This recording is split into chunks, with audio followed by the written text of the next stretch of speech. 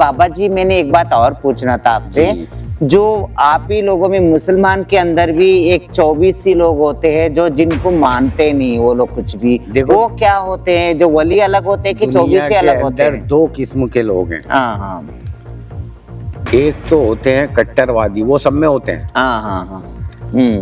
चाहे वो हिंदू हो या मुसलमान हो, सिख हो, ईसाई हो, कोई भी धर्म कोई भी मजहब जो है कट्टरवाद सिखाता ही नहीं। नास्तिक बोलते हैं हमारे हिंदुओं में, सनातन धर्म में भी नास्तिक बोलते हैं जिसको।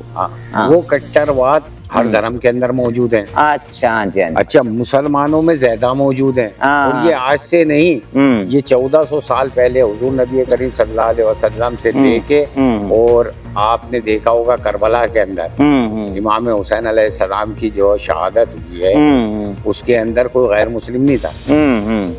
ना कोई उसमें ईसाई था, ना कोई यहूदी था, ना कोई पारसी था, ना कोई हिंदू था। सब कौन थे? मुसलमान। और वो मुसलमान भी नमाज पढ़ रहे थे। और इमाम कहाँ की बात है? करबला की बात। करबला की, हाँ जी, मतलब वो इराक की। हाँ जी। इमाम हुसैन भी नमाज पढ़ रहे थे। वो लोग भी कुरान पढ़ रहे थे, इमाम हुसैन भी कुरान पढ़ रहे थे। मतलब जो काम वो कर रहे थे वो इमाम हुसैन भी कर रहे थे, जो इमाम हुसैन कर रहे थे वही वो काम कर रहे थे, मगर फर्क था वहाँ। क्योंकि इमाम हुसैन के साथ जो 72 थे वो पक्के इस्लाम पे थे। इस्लाम पे। और जो 9 लाख का लश्कर आपको मारने के लिए आया था वो भी मुसलमान थे, लेकिन वो कट्टरवाद थे। उनको क्या कहते थे वहाँ के लोग? यहूदी लोग के नहीं ना, वो जो है सभी मिक्स थे उसके मिक्स थे। नाम नहीं ले सकते, नहीं तो बवाल हो जाएगा। हाँ सही बात है। सही है, सही है। उसमें सभी मिक्स थे।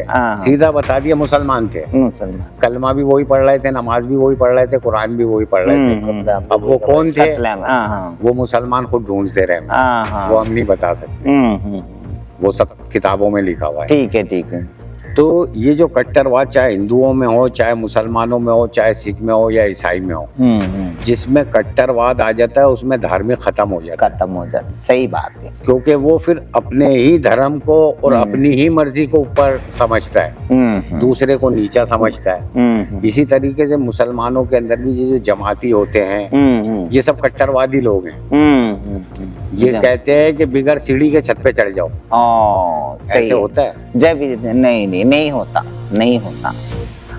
अच्छा, ये एक बात और पूछना था, जो हमने कल जो मैंने बचपन से देखते आई हूँ, मैंने हर दरगाहों में जाती, क्योंकि हम भी अपने बचपनों में अपने बहुत सारे दरगाहों में आप गए होंगे, आप लोग भी दोस्तों गए होंगे, देखिए, क्योंकि हम अपने अगर इतिहास को हमने पीछे मुड़ के देखा गया तो सब कुछ हमें याद आ जाएगी कि वो दरगाहों में जो हमने देखते थे अपनी शरीर को आर पार करके, जैसे राड कहते हैं उसको, क्या कहते हैं बाबू? उसको रफाई बोलते हैं। रफाई जो जिसको कहते हैं, जो इन्होंने कल दिखाए थे, उसको देखने में बहुत भयानक होते। वो किसके लिए करते हैं और क्यों करते हैं? रफाई करने का मतलब क्या है? उसके ये मतलब है कि यही जो कट्टरवादियों से परेशान हुए, जो लोग कट्टरवादी, जो मोहब्बत करने वाले थे ना, जो सही इस्लाम जानने वाले थे, हाँ जी, तो वो ज्यादा परेशान रहते हैं कट्टरवादियों से। तो उन्होंने जो है जंगल बसा लिए।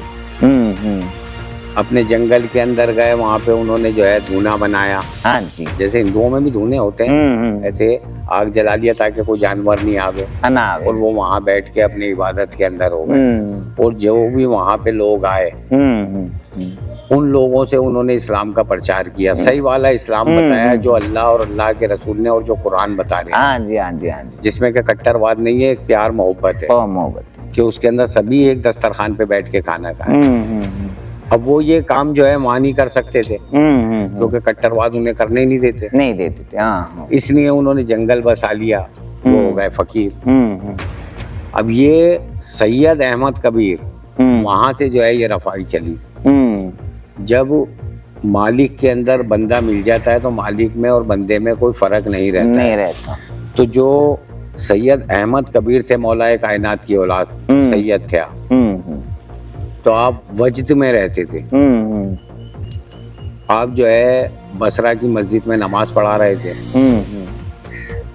तो जब खुतबा देते देते आप पे वज्द तारी हुआ, तो आप वज्द के अंदर कहने लगे कि जो है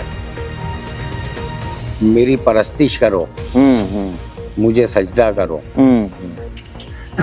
तो सब हैरत में हो गए कि ये क्या बोल रहा है, ये तो अपने आप को खुदा कह रहा है। जब आपका वो मामला शांत हुआ तो लोगों ने पूछा कि सरकार आप क्या बोल रहे थे, खुदाई दावा कर रहे थे। तो उन्होंने कहा मैंने तो नहीं कहा ऐसा, ये कहा तो उसने कहा, मैंने तो नहीं कहा। और अगर मैंने ऐसा कहा है तो अब कभी मैं ऐसा कहूँ तो वाजिब ये है कि तुम मेरा सर कलम कर देना। कलम तो अगले जुम्मे पे जो आए वो अपने अपने हथियार लेके आए। और जब मैं अगर ऐसा बोलूं तो मेरा कत्ल कर देना, मेरा खून तुम पे माफ है। जब अगली बार लोग पहुंचे वहाँ पे हथियार लेके और आप खुतबा देने के लिए, जिसको तकरीर भी बोलते हैं, भाषण भी बोलते हैं, वो बैठे तो आप पे वही कैफियत तारी हुई। आपने वही तो जिसने जो इरादा किया उनको मारने का, उसका वही कट गया। जब आपको होश आया, आपने देखा कि मस्जिद के अंदर सभी मर गए, तो आपने अपना लब लगाया और सबको वापस जिंदा कर दिया।